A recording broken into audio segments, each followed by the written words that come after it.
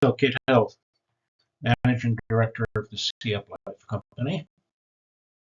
And our theme is to remove, reduce, restore, and cool. Remove CO2, reduce future emissions of CO2, restore sea life in the ocean, and cool the oceans. And this is all about scale. Atmospheric CO2 is off the chart, over 425 parts per million. It's a battle to get back to pre-industrial.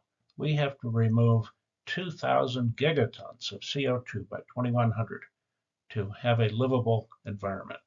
And it's about oil. Oil is producing over 100 million barrels per day. It's incredible. We need to reduce oil production and remove the CO2 that's already been emitted from the burning of oil. And here's our ocean upwelling pump, powered by ocean waves, driven by sunlight. Sunlight in the upper ocean triggers phytoplankton blooms, but you need nutrients in the upper ocean to trigger those blooms. And that's what our pump does. It reaches down 500 meters deep and brings up nutrient-rich water into the sunlit zone at 5 meters below the buoy.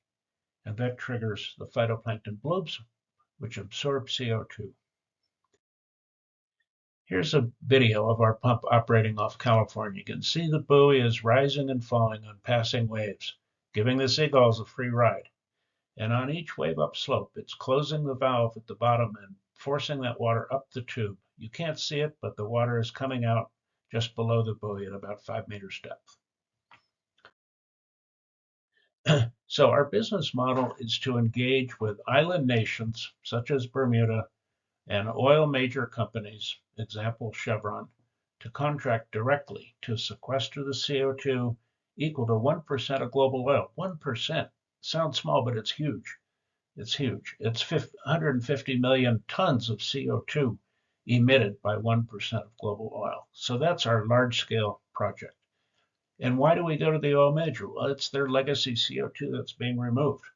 But we're going to ask them to fund the removal out of their development budget, their oil drilling budget, and that's going to reduce future oil production. There's many other aspects to that, but it's immediate large scale. It's a direct contract, a fixed price over the 10-year term. We'll build the pumps on the island. We have to really to be efficient. So it's new jobs for the island. And the island nation is going to earn a fee for permitting for use of its EEZ. It's a new source of revenue for the island nation. And we will use the Oceanographic Institute that's located on that island, in this case, Bermuda Institute of Ocean Sciences, BIOS, B-I-O-S, to do the MRV, measurement, reporting, and verification. It's going to double their budget. And here's the scale in the picture. The green wedge is 3% of Bermuda's exclusive economic zone, and it has the potential to absorb the CO2 from this 1% of global oil. So you can see the scale is large in terms of CDR removal, but the scale is quite small in terms of the ocean area needed by our upwelling pumps. And the value prop is very compelling. The cost comes out on our estimates at $7.62 per ton. That's going to remove 15 million tons a year, each year for 10 years. We're going to grow ocean fish. We're going to get a huge amount of scientific data from these pumps. Upwelling delivers cold water to the surface. It's going to cool the upper ocean. Very, very important to reverse the heating of the upper ocean. And we'll have the economic benefits to the Bermuda. So here's our timeline. We have scheduled an engineering trial already approved for July 25th. And we're going to deploy one pump for 5 days and do the engineering, make sure everything works, and track the pump. And then we're going to do a bloom tracking trial in September through November. Put out a pump for 3 months, a lot of advanced sensors on it, develop a bloom of phytoplankton and measure that bloom of phytoplankton and track the pump. And then that would lead to a 12-month environmental impact study next year, 5 pumps. We need to know what happens in January as well as in June. And so we'll again have the carbon dioxide removal effects of fisheries effects, how much cooling are we delivering, where do the pumps go? And that will then lead to the commercial array in 2026 and a full project in 2027. Here's some references.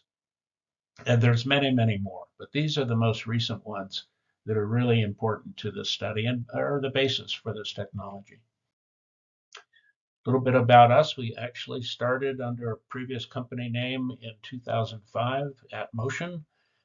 There you can see us out on the Atlantic Explorer in Bermuda on their research vessel deploying an early version of our pump, and it worked right away. We've got data, temperature data showing that we're upwelling deep water just based on the wave up and down motion.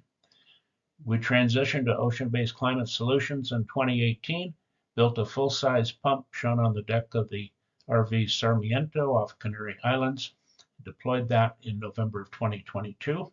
We got the flow rate of the upwelling, and we got the advection rate. Where does the pump go, and how fast will the nutrients move away from the pump and trigger that bloom of phytoplankton? So we're asking for two different amounts of money. We have a proposed SAFE. That's a simple agreement for future equity, widely used in startups, and the amount's up to $2 million. That will be an equity investment in the company. We also have a revenue sharing subscription units, and these are priced much more affordably, $50,000 each. They receive 0.1% of gross receipts for 10 years, paid quarterly. So that's tailored to the investor who really wants their quarterly cash ROI. They want to get a return on their investment. And the cash payment's a percentage of revenue, so it's unaffected by the equity dilution as we issue more stock. It's a great deal for smaller investors, accredited investors. Here's our contact information and our carbon removal plan for Bermuda, showing the three different stages, the impact that will have, the budget, and our team. So thank you very much, and look forward to hearing from you.